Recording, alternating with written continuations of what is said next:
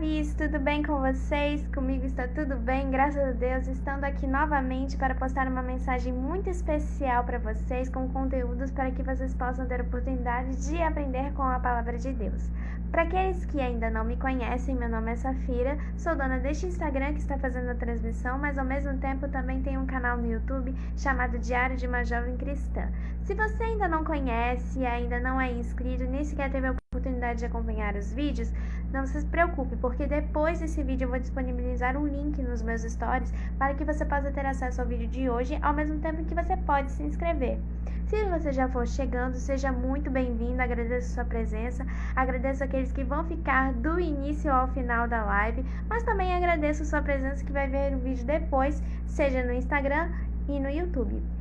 E também lembrando que tem conteúdo sendo ministrado também no meu TikTok. Vou disponibilizar o link também para que vocês possam ter acesso aos conteúdos de lá. Sejam muito bem-vindos. Se você já for chegando, já vai pegando a sua Bíblia, já vai ficando com o coração aberto para que você possa ter a oportunidade de aprender com a mensagem de hoje.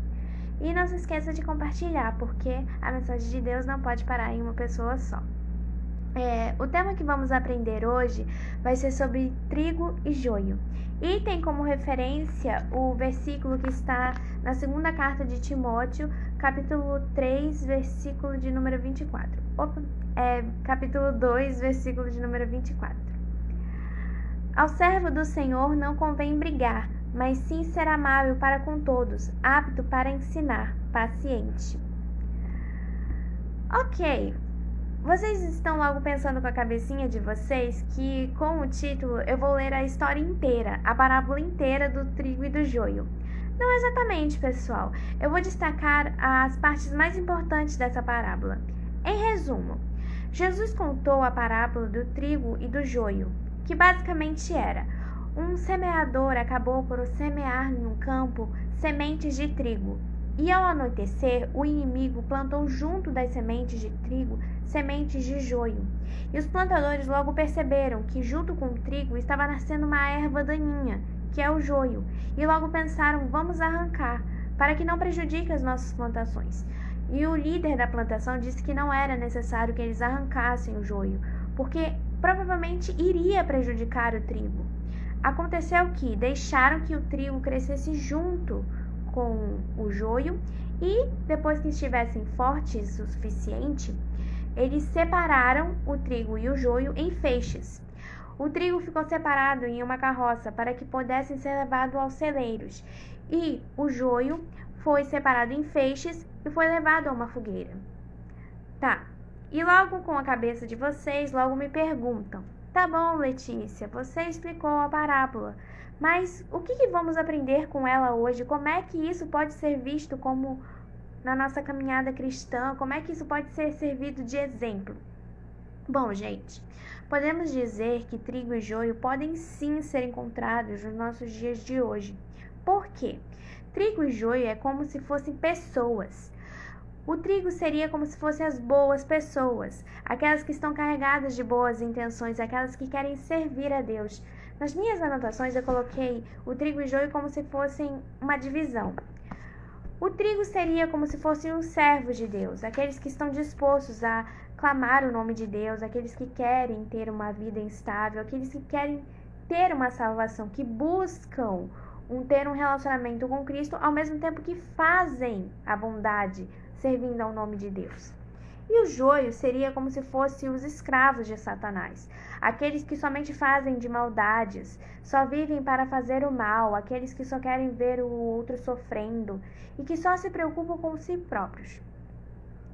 E infelizmente temos que ter muito cuidado com aqueles que infelizmente são confundidos, porque assim como se foi na plantação, é muito fácil confundir o trigo com o joio, porque eles são semelhantes. Só que o joio é uma erva daninha, só serve para prejudicar. Se você deixar o joio ficar muito tempo diante de outras plantações, vai por ser prejudicial, porque o joio, se ele crescer e fortalecer, vai ser muito difícil de arrancar, vai ser muito difícil dele ser retirado.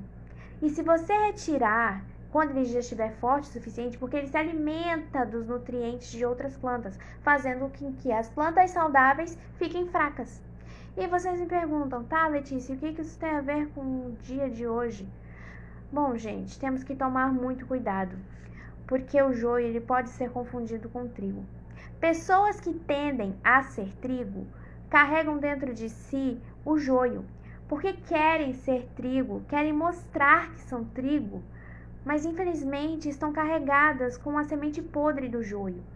Não podemos ser nem uma coisa nem outra, porque a gente não vai ser por cento, a gente não vai ser 100% trigo, porque ser 100% trigo significa que você tem que se esforçar, significa que você tem que se endireitar, ao mesmo tempo que você tem que se firmar na palavra de Deus.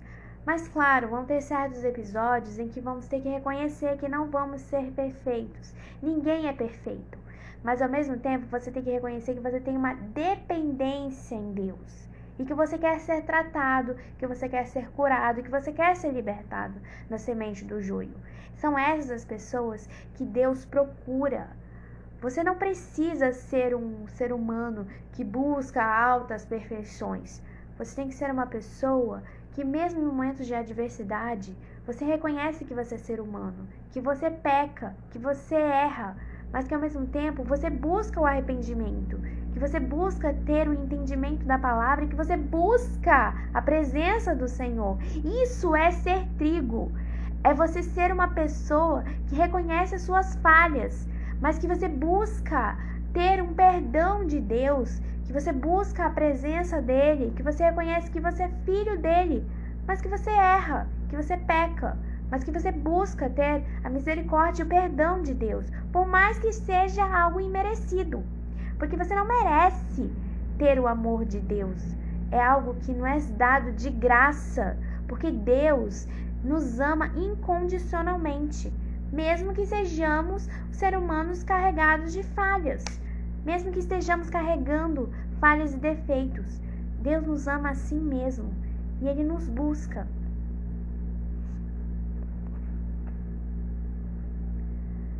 Jesus explicou que o semeador é Ele próprio, que Ele planta a boa semente que cresce nos filhos do reino. O inimigo é o diabo e o joio são os filhos dele. Durante esta vida, todos vivem e crescem juntos. Viver como cristão não significa se separar do resto do mundo. O joio se espalha e pode ser confundido com o trigo, que foi o que eu acabei de falar. Mas, infelizmente, existem pessoas que acham que podem fazer justiça com as próprias mãos. Estão pegando o martelo e dando a sentença para aqueles que estão buscando da salvação. Acham que por ser filhos de Deus, por serem reconhecidos como filhos, que buscam ter uma inserção na igreja, acham que são perfeitos, que são dignos, que são livres de pecado. E não é bem assim. Felizmente, Deus, Ele não faz acepção de pessoas. A acepção seria separar, achar que cada um é melhor do que o outro. E Deus não enxerga o melhor e o pior de cada um. Ele sabe quais são as nossas verdadeiras intenções. E falhando ou não, Deus conhece o nosso coração interior. Ele sabe do que está sendo firmado as nossas escolhas. E Ele não julga as pessoas pelo erro. Vai haver consequências pelo pecado? Com certeza. Mas não é isso que te faz pior do que os outros. Só te faz pior se você busca insistir no erro e pecado.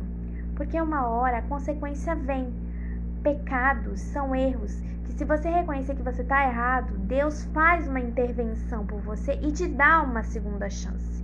Mas isso não significa que você tem que continuar errando, porque isso é ser joio. E Deus não é moleque. Ele sabe o que você pensa, como você age, o que você está fazendo em nome dele, se você está fazendo por salvação ou se você está fazendo isso somente pelo seu ego. Tudo isso Deus reconhece. O joio só se preocupa consigo próprio, não se preocupa pela salvação, só se preocupa em dizer eu sou o melhor. O trigo não. O trigo, apesar dele ser uma planta saudável, ele precisa de todo um cuidado para que ele permaneça saudável. Ele precisa ter um campo que seja fértil, ele precisa ser bem alimentado, ele precisa que nenhum pássaro ou ave se alimente dele. Tudo isso são coisas que você precisa tratar. Assim somos nós. Para ser trigo, precisamos de estudo, precisamos de orientação e disciplina, precisamos de responsabilidade, precisamos de atenção, mas ao mesmo tempo, precisamos entender que o nosso cuidador é Deus e Ele cuida das nossas feridas e aflições. Basta somente que demos a permissão para que Ele entre em nosso ambiente e cuide daquilo que tanto nos aflige. E não adianta nada você impor barreiras, porque tudo que Deus faz é perfeito. Se Ele quiser, Ele faz, porque Ele é o que pode todas as coisas, porque Ele nos conhece. Ao mesmo tempo que Ele nos conhece, Ele sabe o que vai acontecer lá na frente. E Ele sabe de tudo porque Ele tem todo um cuidado com cada um de nós. Assim como Ele cuida da plantação do trigo, Ele cuida dos seus filhos. Porque filhos são tratados na base do amor. E para Deus, Ele chama aqueles que realmente necessitam, mas também aqueles que vão atrás dEle, aqueles que realmente reconhecem a dependência, que precisam dEle.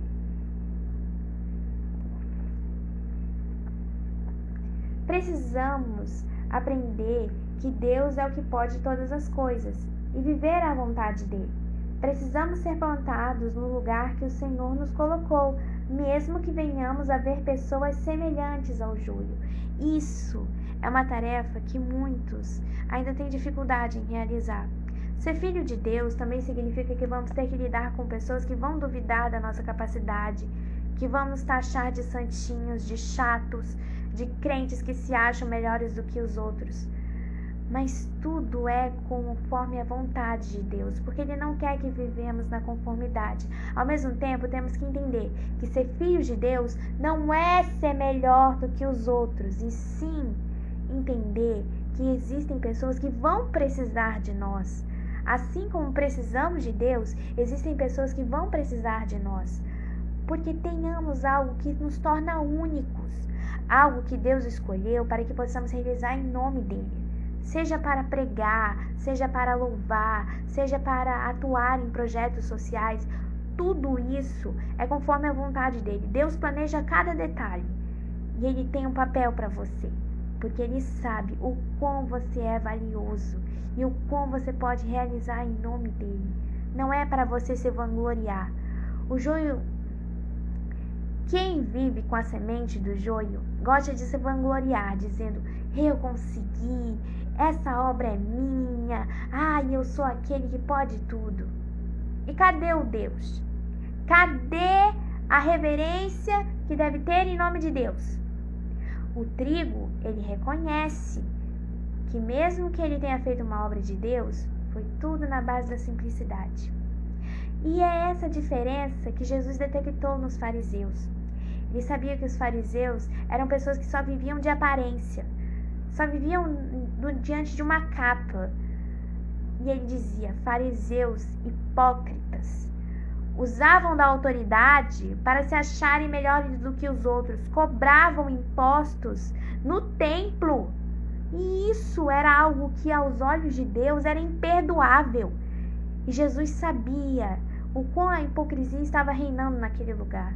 Mas ao mesmo tempo ele não se deixava levar e nem se intimidar. Ele falava na autoridade e no nome de Deus. E todos sabiam que somente um Messias sabia como ser um influenciador. E não precisava estar vestido de ouro para dizer que era Messias. E concluindo, Deus cuidará de cada um, independente de cada escolha. Precisamos aprender com Jesus. Ele é o melhor agricultor.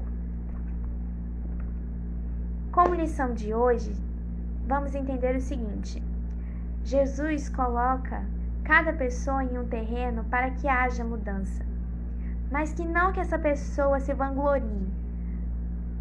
Pessoas que são filhos de Deus não devem dizer eu, devem dizer: Pai, Deus.